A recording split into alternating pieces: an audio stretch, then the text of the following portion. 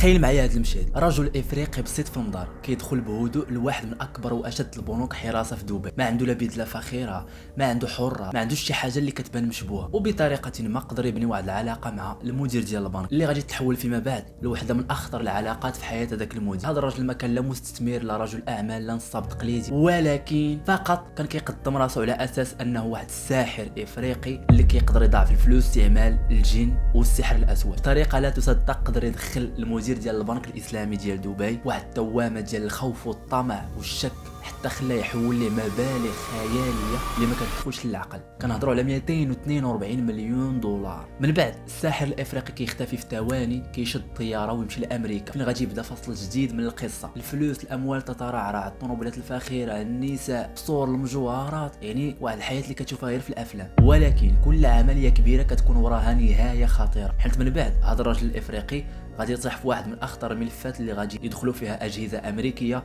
وقضايا دوليه معقده. كالعاده هذه ماشي قصه خياليه او لا فيلم ديال افلام هوليوود، هذه قصه وقعت فعلا واللي هي واحده من اغرب عمليات النصب اللي دازت في التاريخ.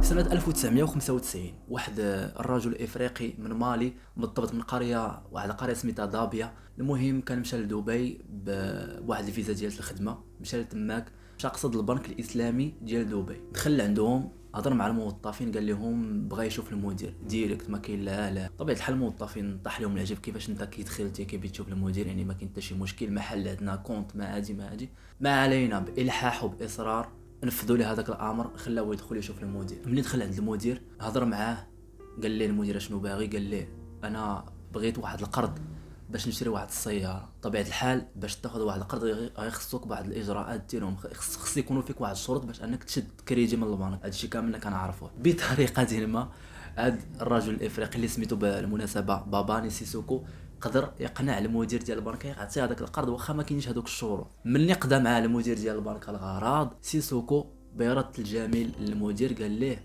انا عرض عليك العشاء وعندي لك واحد المفاجاه من مالي، مفاجاه اوريجينال، يعني داكشي ديالي الخاص، شي حاجه هوطقه. وهذه الخطوه البسيطه كانت بدايه واحد من اكبر الخيانات البنكيه القرن العشرين. في الليله ديال هذاك النهار نيت المدير ديال البنكه جا عند سيسوكو للدار، تعشاو، هضروا، ضحكوا، نشطوا. ملي سالاو العشاء، سيسوكو بغى يوري للمدير المفاجاه اللي قال لي عليها. دخل واحد الشومبر كاينه تما عنده في الدار. مع حل الشومبر المدير كيتفاجئ بواحد الغرفه مظلمه فيها الظلام، فيها واحد الرموز عندهم علاقه بمالي، فيها المهم اللوك ديال هذيك الشومبر بحال المهم عندها علاقه بداكشي ديال التعويض وبحال شي صالح بحال هكاك. المهم كتخلع، يعني ماشي شومبر عاديه. جاه من الاخر قال ليه انا عندي واحد القدره كنستعمل السحر وكان نضاعف الفلوس، يعني عندك 1000 ريال غادي نرد لك 100 درهم، عندك مليون غنرد لك 2 الى اخره. من طبيعه الحال المدير ديال البنكه ما غاديش يتيق، فهنا سيسوكو قدر يقنعو، قال ليه الا عندك شي مبلغ انا غادي نوريك الحقيقه قدام عينك، يعني كلشي غادي تشوفه بعينك وهكا غادي تيق بزز منك. فالمدير اعطاه واحد المبلغ قريبا 25 مليون ديالنا حنا. قبضها سيسوكو، دخلها لهاديك الشومبر، بدا كيدير اللعيبات والطقوس ديالو. واحد اللحظه بدا داك الدخان بدا كينتشر في الشومبر، وبدا المهم اضواء بدات كتطفى وتشعل وشي اصوات كيتسمعوا كيخلعوا شويه. واحد اللحظه بالضبط طفى الضوء وتقطع الصوت، يعني ولا الصمت. هنا المدير تخلع شويه، ما قدرش يكمل، فقال ليه سيسوكو بانه غير اصحاب الحال ما بغاوكش، ما ارتاحوش لك لحقاش انت كاين معايا انا، الا كان ممكن تخرج على برا، ملي غادي نكمل الاجراءات انا راه غادي نعيط لك وغادي تشوف. خرج المدير ديال البنك على برا، سيسوكو بقى مكمل في الطقوس ديالو كالعاده. تاني بداو كيتسمعوا اصوات، شي حاجه ماشي تاليه. واحد الوقيته هو يسود الصمت في الشومبر في الدار كامله. هو عيط سيسوكو، عيط للمدير قال له دخل لعندي. فاش دخل عنده سيسوكو المدير ديال البنك عفوا، لقى هذيك ال 25 ولات 50 مليون. طبيعه الحال ما تيقش، ما صدقش. ما تنساوش واحد الحاجه، هاد القصه طرات في 1995. فهذيك الوقيته راه ماشي هي هاد الوقيته، هذيك الوقيته راه كان بنادم كيامنوا بشي حوايج اللي دابا حاليا لا قلتهم لك راه ما غاديش تيق. فهو استعمل شي حاجه ولا ما دار شي قالب شي حاجه اللي خلى هذاك يتفاجئ ويصدق هذاك البلان اللي شاف قدامه اللي هو مضاعفه الفلوس. وحاجه اخرى كيقولوا بان في التسعينات كانت واحد الطريقه ديال التنصيب منتشره بزاف اللي هي مضاعفة الاموال. هذه كانت مشهوره عندهم خصوصا عند الافارقه. ما عليناش، من بعد هذا الفيلم كامل اللي داروا سيسوكو المدير طاح في الفخ ديالو. تخيلوا معايا ما بين 1995 حتى سنه 1998 تحولات دارت اكثر من 183 عمليه تحويل، وهاد العمليات ما كانوش في حساب بنكي واحد، كانوا في بزاف الحسابات في دول مختلفه. وتقريبا المبلغ الاجمالي ديال هاد التحويلات كامل كيوصل ل 242 مليون دولار. تخيلوا معايا 242 مليون دولار، يعني من التسعينات حتى لدابا الا درنا الاسقاط لهذا المبلغ هذا غادي يكون تقريبا شي مليار دولار، يعني 1000 مليار ديالنا حنا. وتخيلوا معايا هذا المبلغ كامل خارج من بنكه للحسابات ديال سيسوكو بلا ما يسني حتى شي ورقه والو، بدون اجراءات، بدون حتى شي حاجه. فهذا الشيء اللي خلى بعض الناس اللي سمعوا هذه القصه كيتسائلوا مع راسهم كيفاش ان هذاك المدير ديال البنكه كيحول في الفلوس لسيسوكو، واخا داك خونا الاخر ما كيضاعفش الفلوس وما كيرجعش ليه فلوسه، وكيفاش ان هذوك التحويلات ما هاد 3 سنين كامله البنكه ما ردات البال حتى شي حاجه، يعني كاين شي حاجه ماشي حتى تماك. فمن بعد هذا الشيء سيسوكو مشى اول بلاصه مشى ليها هي مالي، البلده ديالو. فما نعاودش لكم، طلع في الدراري في صحابو، طلع في الناس ديال القريه خصوصا دافيا، يعني نعاش الاقتصاد ديالها، ولا سيسوكو بحال قلتي الاب ديالو. وتخيلوا معايا دار واحد الشركه ديال الطيران اللي سماها بالسميه ديال القريه اللي كان ساكن فيها، واللي هي اير دافيا. شرا واحد الطائره خاصه وشرا واحد 2 طيارات اخرين من فئه بوينغ 727، يعني طائرات كبار. في سنه 1996 سيسوكو مشى لنيويورك، تماك حل واحد الكونت في البنكه سميتها سيتي بانك، وتماك تعرف على واحد الانسانه كانت خدامه في البنكه تماك. كيقولوا بانه تزوج بها فقط باش تسهل ليه عمليه التحويل اللي كيدوزو من البنك الاسلامي ديال دبي اللي عنده في نيويورك. ما عليناش، المهم تزوج بها. وبالمناسبه كان كيتزوج هو بالعيالات بزاف، يعني كيفوت 4 كيفوت 5 6 7، يقدر يتزوج حتى ب10 العيالات، ما عندوش هو المشكل. فملي تزوج بهذيك اختنا في الله، تخيلوا معايا دازت واحد التحويله بمبلغ كيوصل ل 151 مليون دولار، تحويله ديريكت، تحولات ليه من البنك الاسلامي لهذيك البنكه. ما نعاودش لكم على الحياه الرفاهيه اللي عاشها لا هو ولا الزوجات ديالو. تخيلوا معايا كانوا سولوا واحد السيد كان كيشري من عنده الطوموبيلات، قالوا ليه هو اللي قال لهم بانه هذا سيسوكو هذا كان كيجي عندي كل اسبوع كياخذ تقريبا 4 طوموبيلات، جوج 3 4 طوموبيلات كل سيمانه كيجي كيتقداهم، طوموبيلات الغاليين. بلا ما نهضروا على المحلات ديال المجوهرات اللي بعض المرات كيمشي. تخيلوا معايا في تقديه وحده كيحط 150 مليون غير مجوهرات، سناسل، لعيبات، مكانات، المهم راكم عارفين. يعني السيد كان عايش الحياه بمعنى الكلمه. امتى بيت جبت ليه صداع؟ واحد النهار كان حاط عينه على واحد 2 طائرات هليكوبتر كانوا جاو الحرب، كانت حطهم الحكومه ما كدير بهم والو. مشى هو تطوع باش يشريهم من عند الحكومه على اساس انه بيديهم البلاد والمالي باش يديرهم كطائرات ذوي الاسعافات الاوليه. صافي هادشي اللي كان بيدير. ملي مشى هضر مع الحكومه في هذا الموضوع، طبيعه الحال الحكومه رفضت. علاش؟ خافت لي يكون بيستعملهم في حروب اهليه، يعني في الدول الافريقيه، او لا يقدر يدخلهم يخدم بهم في هادشي ديال التهريب وشي حاجه بحال هكا. المهم ما بغاش تبيعهم ليه. الرجال من ورا ظهرو، يعني الرجال ديالو مشاو عطاو الرشوه لواحد الناس مسؤولين كبار في الحكومه باش يقضيو معاهم الغرض، ولكن للاسف هذوك الناس ما كان عندهم مع نيشان، مشاو بلغوا بهم على الرشوه. وهكا القضيه كبرات، لحقاش بما ان هذوك الناس خدامين مع سيسوكو، يعني حتى سيسوكو ولا حتى هو مطلوب. في هذيك الوقيته ما كانش سيسوكو في نيويورك، كان في سويسرا. فهنا تدخلت الانتربول واعتقلوه في سويسرا. بطبيعه الحال سيسوكو ما غاديش يربع يديه ويزكا، كلف واحد 2 محامين من اشهر المحامين ديك الساعه في نيويورك.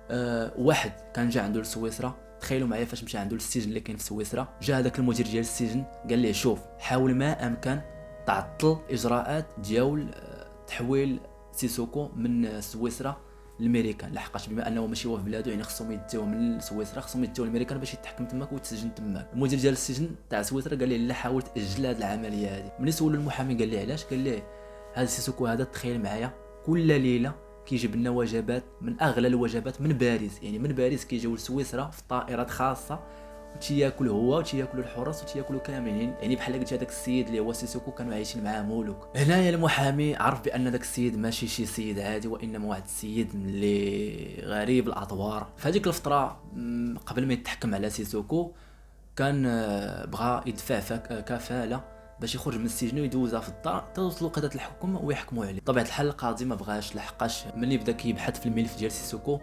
لقى كما كنعرفوا عنده الفلوس بزاف، فهمتي يعني بحال قلتي يدخلوا الشك اللي يكون هذا خونا هذا وراه شي حاجه كبيره. فهنا ما بغاش يخرجوا بكفاله باش ما يهربش، باش ما يعطيش فرصه للهروب. ولكن بما ان سيسوكو كان لاباس عليه، يعني كانوا عنده معارف صحاح. تخيلوا معايا في الوقيته اللي دخل سيسوكو للمحكمه قدام القاضي باش يتناقشوا في هذا الموضوع ديال الكفاله، المحكمه كانت عامره بزاف غير بالناس المسؤولين والدبلوماسيين والكبار ديال الكبار. القاضي تخيلوا معايا، القاضي قال فمو، قال لكم انا تفاجئت بهذاك الكم الهائل ديال داك الناس اللي جاو، وماشي ناس عاديين وانما ناس كبار بزاف. فهذا الشيء من طبيعه الحال خلاه يخرج ليه هذيك الكفاله. وسيسوكو خلص فيها تقريبا 20 مليون دولار، يعني 20 مليار، غير باش يجلس في دارو بما يوصل الحكم ديالو. من بعد مني تبحث في الموضوع لقاو بان فعلا غير الرجال ديال سيسوكو هما اللي تدخلوا في هذيك الرشوه،